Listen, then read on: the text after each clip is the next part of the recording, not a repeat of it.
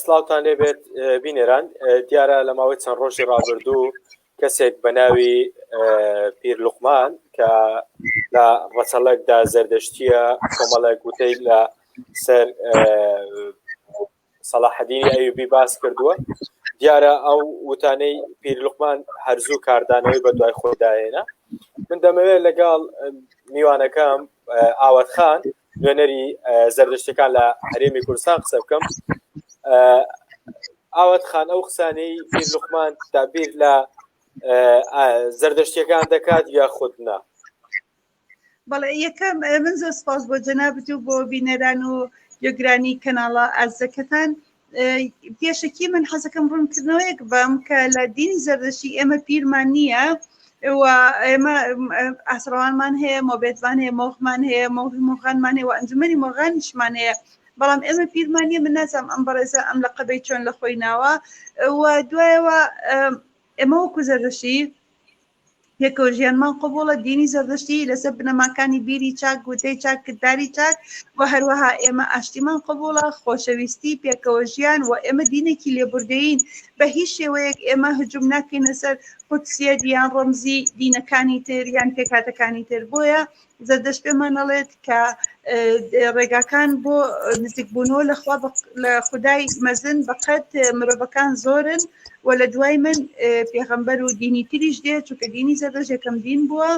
و زەردەشت بەدایکی دینەکان هەژمارەکرێەوە، بە باوکی ئازادی هەژمارەکرێت و ئێمە دژی فڕەدینی ناجەنگین، بەڵکو ئێمە دژی فڕاخودایی دەجەنگین، چونکە هەموو دینەکان ڕێگایەکن بۆ نزیکبوونەوە لە خوددا و هەموو دینەکانیش مقدساتی خۆیان هەیە، وەکو کتێبە پیرۆزەکانیان، وەکو شوێنەوە پیرۆزەکانیان، وەکو کەسا ئاینە بەڕێزە پیرۆزەکانیان. لەبەرەوە بۆ ئێمە نەهاتووە کە وشەی ناشرین بەرامبەر هیچ دینێک یان کەسایەتێکی دینەکانی تر یان پیرۆزێکی دینەکانی تر بەکاربێن. تەنانەت ئێمەی زەردەشتی بەڵکو تریش ناکەینە عەرز خاک، لەبەرەوەی کە خاک دایکە ئێمە قەتب ناکەینە خاک و تەنانەت ئێمە جنێ و شتی ناشرینیشمان نییە. ئەو پەڕی قسە ناشرینەکان لە کاتی تووڕەبوونا ئەوەیە کە خوا ڕێگای نیشانت پیشاندا، خوا ڕێگای ڕووناکیت پیشانداد، خوا بیرێکی باشت بداتێ. یعنی ئەمە قسەکانی ئێمە لە کاتی تووڕەبوون و ناخۆشیش ئێمە جنێویش نادەین. بۆیە ئێمە دژی ئەو وتانین کە ئەو بەڕێزە داویەتی بەڕاستی بە هەر کەسێک بێتن ئەوە کاری ئێمە نییە کە کەسێک 12 سەدە پێش ئێستا ئەمری خوایتی بێ من دانیشم ئێستا قسەی پێ بڵێ و کای کۆن بە باکەم و ئەوشانە. کاری ئێمە ئەوەیە چی بکەین بۆ نەوەکانی داهاتوومان، وەکو چۆن نەوەکانی پێشخۆمان ئاسانکاریان بۆ کردین، وەکو تیارە دەباتەوەی بە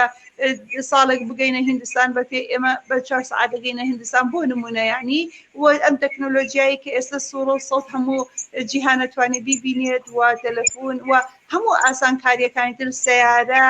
ئینتەرنێت، ئەمانە بڵێ لە خەستەخانەکان ئەم هەموو جیهازە گرنگە پێشکەوتوانە هەیە، ساڕۆخ کە چیت کەوکەبەکانی تری پێگەڕی. یعنی لەبەرەوە کاری ئێمە ئەوەیە چی بۆنەوەکانی داهاتومان بکەین، کاری دینەکانیش ئەوەیە ئەم خاکە چۆن بکەن بە بەهەشتێک بۆنەوەکانی داهاتوویان، نەک دانیشن باسی سەدەی پێشێستا و باسی تەنانەت باسی دوێنێش نابێ بکرێت لەبەرێت کە دوێنێ ڕۆیشت. بەڵێ کەواتە ئەو بەڕێزە بۆچی لەو کات و ساتەی ئێستادا ئەو وتانەی وتووە؟ ئایا بەڕاستی ئەوە کارێک نەبوو بۆ ئەوەی لە ماوەی ڕابردوو پێکەوە ژیانێکە بوو لە هەرێمی کوردستان لە نێوان تەواوی پێکهاتەکانی کوردستان و ئایا ئەو وتانەی ئەو هیچ کاریگەریەکی لەسەر پێکەوە ژیانی ئێوە دەبێت لەگەڵ ئاینەکانی دیکە؟ بەڵێ ئێمە ئەزانین کە پێکەوە ژیان لە دێر زەمانەوە لە کوردستان هەیە، ئەوە زۆربەی پێغەمبەرەکانیان پیا ڕۆیشتون یان لێی لەدایک بوون یانەوەتانی لێی مختەفی بوون، وەکو آخر پێغەمبەری بەهاییەکان کە 2 ساڵ لەسەرگەڕ و مختەفی بوو پێشەوەی بڕاتە فەڵەستین. لەبەرەوە کوردستان لانەی پێکەوە ژیانی ئاینەکانە، لانەی پێکەوە ژیانی پێکهاتەکانە، لانەی پێکەوە ژیانی نەتەوەکانە. کوردستان بە وتەیەک لە کەسێک دەرچێت ئەم ئیستیقرارەکەی تێک ناچێت، پێکەوە ژیان تێک ناچێت، چونکە لە ناخی کوردایە پێکەوە ژیان. یعنی فەرموو بزانە عەرەب چیان لە ئێمە نەکرد، حکوومەتەکان نەک خەڵکەکان 200,000یان لێ ئەنفال کردین، کیمیایی، هەڵەبجە، ئیعدام، زۆر شتی تریان لێ کردین. بەڵام ئەوە تا فەرموو ئێستا لەم قەیرانایەنە ئێرە ئێمە بە دڵێکی فراوانەوە خانوویانە دەینە یارمەتیانە دەین کەواتە لێبوردەیی لە ناو خوێنی کوردەکە دوورێکی کووردە بۆیە ئەم قسانەکە کەسێک بیکات ئێمە بە زەردەشتی دانانین بەڕاستی ئەمە هیچ تەسیر ناکاتە سەر پێکەوژە ئەمە تعبیر لە بیرکردنەوەی خۆیە کاتووە ئێمە بەریەمان کردووە لە زەردەشتیت لە 2015 ئێمە بەڕاستی دوورمان خستۆتەوە. باسیوت کرد لە ساڵی 2015 ئەو کەسەتان دوور خستۆتەوە ئایا هۆکاری دوورخستنەوەکەی چی بوو؟ ئەزایی چی ئەمە خیتابی کەراهیەی زۆرە ینی لەسەر دینەکان لەسەر حزبەکان لەسەر کەسایەتی سیاسی بەڕێزەکان خیتابی زۆرەوە ئەو دوایی خاوەنی ڕێکخراوێکی NGOی ناحکومی بوو ینی نەبووە توقوس و شت دینی و ئەم شتانە و ئەم خیتابە کەراهیانە لەم ڕێکخراوە کات ڕێکخراوەکەی ناحکومی بوو بەڵام ئەوەیە کە بە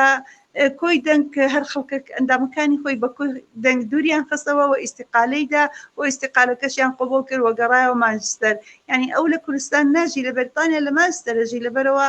بەڕاستی ئێمە ڕێگای پێ نادەین ئەم پێکەوە ژیانە لە کوردستان تێک بدات دەست وەردان کات لەم پێکەوە ژیانە هەموو زایی کەمە دەستێکی ئەجندایەکی دەرەکی لە پشتە ئەگەر بێت و ئەو کێشە بخاتە بینی زەردەشتەکان و مسلمانەکان ئێمە ماوەی پێشوو چەند مەلایەک بەڕێز زۆر دژی ئێمە قسەی کرد قسەی زۆر ناشیایی پێوتین بەڵام ئێمە ئەم هەرایەمان نەکرد چونکە ئەمە تەنها تەمسیلی خۆیەکات تەمسیلی هەموو مامۆستا بەڕێزەکان ناکات هەموو پیاوە دینیە ئیسلامی بەڕێزەکان ناکات تەنها تەمسیلی خۆیەکەوە بوو کە وەزارەتی ئەوقافمان لێ ئاگادار کردەوە و ئەوان ئیجراعاتی خۆیان لەگەڵ کردوە تەنانەت چەندین کتابیش دەرکرا لەسەرەوەی کە ئێمە یعنی قسەی ناشیمان پێودا کە لەگەڵ مەحرەمی خۆیانە نون وە کە ئاگرپەرستن لەو جۆرەشتانە بەڵام ئێمە ئەو هەرایەمان نەکرد تەنها وایە وەزارەتی ئەوقافمان لێ ئاگادار کردەوە کە ئەوانە کەناڵی خۆشیان هەبوو بەڕسمی کەناڵیان هەبوو ئەم مەلا بڵێ ئەم ئیسلامیەکان بڵێ کە ئەوانی وایان کرد ئێمە ئەم کێشە و هەرایەمان نایەوە بەڵام ئەوانیش ئەتوانن بە ڕسمی شکاتی لێ بکەن بەڵام هەوڵ بن کە ئەم استقراری وڵاتەکە پارێزن و ئەوە تعبیر لە زەردەشتیان ناکات تعبیر لە بیر و ڕای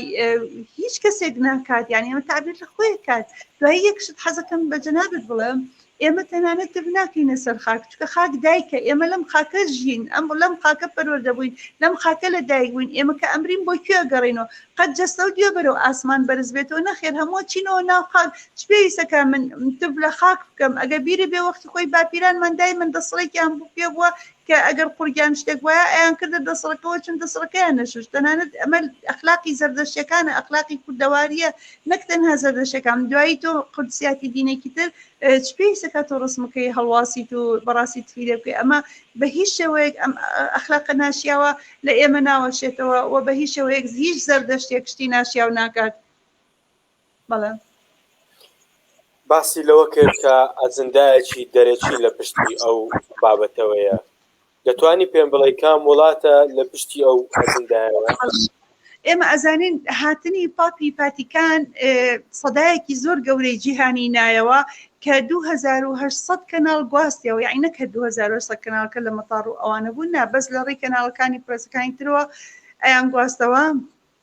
و ئەزانین کە گرنگێکی زۆری پێدرا کە پاک پاتیکان منزڕوفە ناخۆشی عێراق چوو بۆ عێراقوە لەوێ بەشم شێر و خەنجەر مقابلیان کرد ئیستیقبالیان کە هاتە لای ئێمە بە گوڵ و بە نێرگز و بە چڵا زەیتون ئیستیقبالمان کرد بەڕاستی و هەموو کوردستانیان بە هەر هەژدینەکەیەوە بە خۆشحاڵیەوە لە مەتاڕ وەستا بوون هەمووی لەگەڵ مەراسیمەکە بوون ئەم هەولێر هەموو شارەکانی تر چوو بوون بۆ ئەوێ بۆ ئیستیقبالی کە مەعەلعیلم مەسیحیشە یعنی بەڵام هەمووی ئەوانەی کە لەوێ بوون مسلمان بوون زەردەش هەموو دینەکان بە خۆش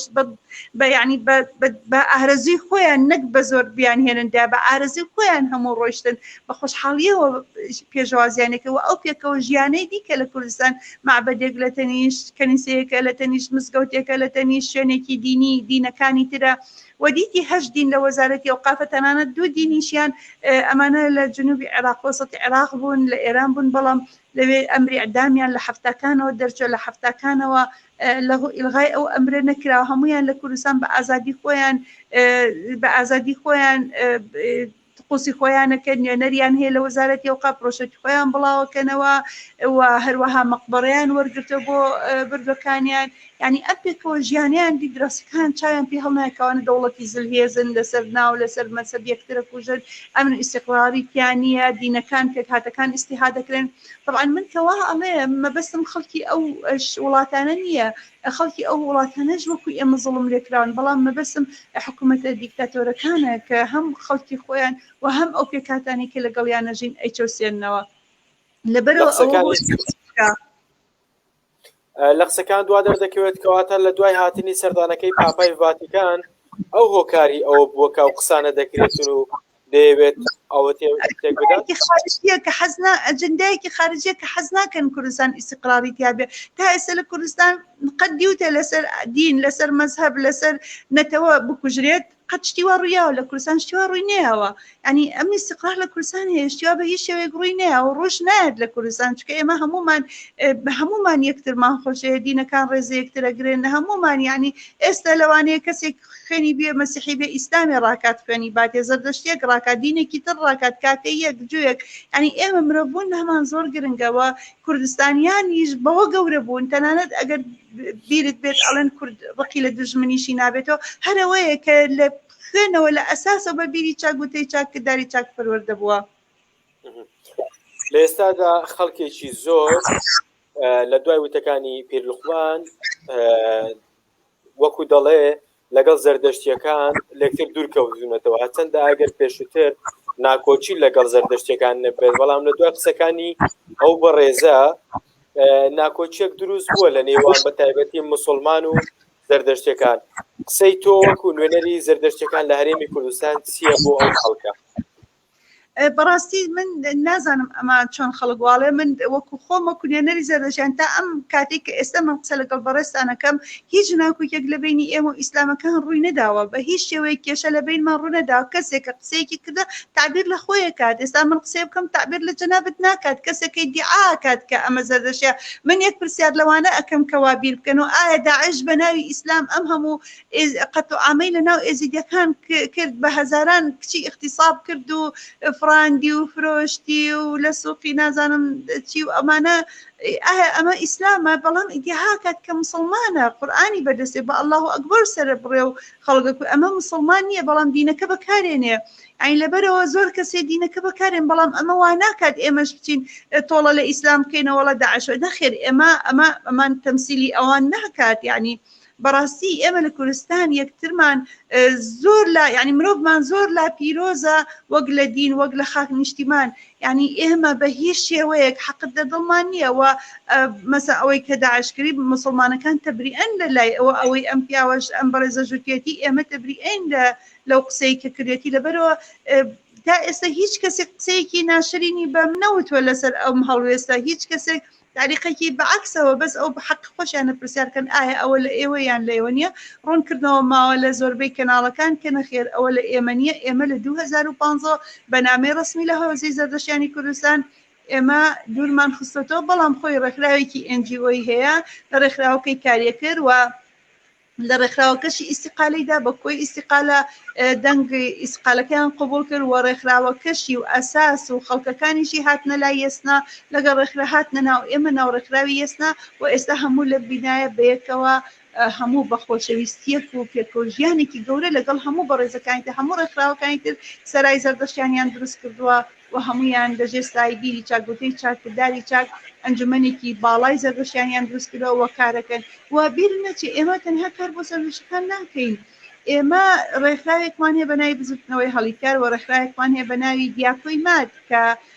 کاک بەڕێز کاک دیار و کێستان خان بەڕێوەبەرایەتیەکەن تا ئێستا 8,000 کەسمان لەسەر کارداناوە لەوانەیە بڵێم 95 مسلمانن زۆر بەشیان محەجەبن بۆ لەبەرەوەی کە ئێمە بیر لەوە ناکەین و ئایا چ مەزەبێکی هەیە بیر لەوەکەینەوە کە بێکارە و ناتوانێت ماڵ و مناڵی بەخێوکا و پێویستی بە پارەیە و مرۆڤە ئێمە بیر لەوە ئەکەینەوە و هەروەها ئێمە جەمێک نادەین بە کەسێک تێری کەین و تەواو چکە ئەی جەمەکەی تر لەکوێ بایکە ئەی جەمی بەیانی ئەی جەمی دوو بەیانی کەواتە ئێمە چیەکەین دەستی ئەگرین و فێری کاریەکەین ئەی بینە سەرکار ئەمانە کاری ئێمە نەک دانیشین تب لە مقدساتی 12 سەدە پێش ئێستا بکەینی ئیسلامەکە ئەمە بەڕاستی ئەمە دژی ئەوەی و ئەوانی ژەبێ بزانن کە ئەوە تەمسیلی زەردەشتیەکان ناکاتەوە تا فەرمو من نوێنەری زەردەشتی و هەر هەڵەیە بکەم بەڵێ تەمسیلی زەردەشتیەکان نکات بەڵام ئێمە هەموو دینەکانمان خۆشەیە و پێکەوە ژیانمان قوبڵە و ئەبێ هەمومان بە یەک دەست کار بکەین بۆ پارێزگاریکردن و پاراستنی ئەمن و ئاسایشی کوردستان چکە کوردستان بۆ خۆی بریندارە بۆ خۆی هەموو دەوڵەتە زلهێزەکان چاویان لەسەرە چکە خاکێکی بەپیتی هەیە خاکێکی جوانی هەیە سروشتێکی جوانی هەیە وە کوردیش ملەتێکی ئاشتی خوازن میلەتێکن حەزیان لە لێبوردەیە حەزیان لە سەیرانە گەڕانە پێشکەوتنە زانستە فێربوونە حەزیان لەوەیە بەڵام بەداخەوە کە ئێستا لەلایەن حکوومەتەکانی ترەوە کە حسابێکی گەورەمان لەسەر هیوادارم کە هەمووی هەلبێ هیوادارم کە حکوومەت زیاتر خزمەتی گەنجان کات مەعاش دابین کات ئیتر لەگەڵ حزبەکانی تر تەبابن لە مۆلاکاریان تەنها خزمەت گوزاری بێ بۆ خەڵکەکانیان و هەموو ژەزانین کە میلەتی کورد زۆری لێ قوما مستاهلی هەموو شتێکی باش و خۆش و جوانە. دەتوانی پێم بڵێ لە ئێستادا ژمارەی زەردەشتیەکان لە هەرێمی کوردستان چەندە داتا و ئامارتان لەبەردەستە وەک زەردەشتیەکان لە کام پارێزگای هەرێمی کوردستان ڕێژەیان زیاترە؟ بەڵێ ئێمە ئەزانین تا ئێستا سەرژمێری بۆ عێراق نەکراوە عێراق لە هەفتاکانەوە 16 ملیۆن بوو ئێستا وزام 38 ملیۆنە بەڵام کوردستان لە هەفتاکان و لەگەڵ عێراق 5 ملیۆن بوو ئێستاش 5 ملیۆنە واتە بەپێی ئەم ئامارە بێت لە کوردستان نەکەس مردووە نەکەس لە دایک بووە هەموو وەک خۆی 5 ملیۆنەکەیە بەڵام عێراق دەدایکبوویەکی زۆر هەیەبوون بە 38 ملیۆن بەڵام ئەمە ڕاست نییە من تەوەقعەکەم کە نەک 5 ملیۆن 11 ملیۆنیش لە کوردستانە بەژێ خەڵکەکە زۆر بۆ بێجگە لەو نازەحین و ئاوارە و ئەمەی کە هەیە ئێستا کە ڕویان کردوتە کوردستان و ئەمانە بێجگەلەوەی کە چەندین هزار کەس لە دەروی وڵات گەڕاوەتەوە بۆ کوردستان ئەمە بەڕاستی یعنی داتاکەمان محدود نییە معلوم نییە چەنە بەڵام ئێمە وەکو ڕێکخراوەکان کە یەکمان گرتوتەوە کە سەرای زەردەشتیان و ئەنجومەنی باڵای زەردەشتیانمان دروست کردووە ئێمە بە فۆرم کە ڕیجستەر کراون تەسجیل کراون 15,000 فۆرممان هەیە کەس گەڕاوەتەوە سەر دینی زەردەشتی بەڵام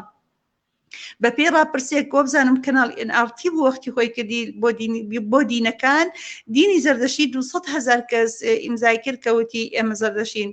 ئەمە لە 2017 بەڵام تەوقعەکەین زیاتر بن ئێستا بەڵام کێشەکە ئەوەیە لە بەرەوەی کە لایەزار هەندێک لە ڕێکخراوە تیرۆریستیەکان ماوە بە تایبەتی وەکو ئایسس داعش و ئەوانە بۆیە خەڵکەکە چکە هاتوچەی بەغا و وڵاتەکانی ترە کاتی ئێران ئەمانە بەڕاستی ناوێرێت دینی خۆی بڵێت بەڵام لە دوای هاتنی داعش خەڵکێکی زۆر گەڕاوەتەوە سەر دینی زەردەشتی. زۆر سپاس بۆ ئاوات خان کە بەڕێوەبەری و یاخود نوێنەری ئاینی زەردەشتیەکانە لە هەرێمی کوردستان کە لەگەڵمان بوو زۆر سپاس بۆ ئەم دەرفەتە تاوەکو بەرنامەیەکی دیکەی ڕۆژەف پێتان دەگەمەوە هەر شاد و کامەران بن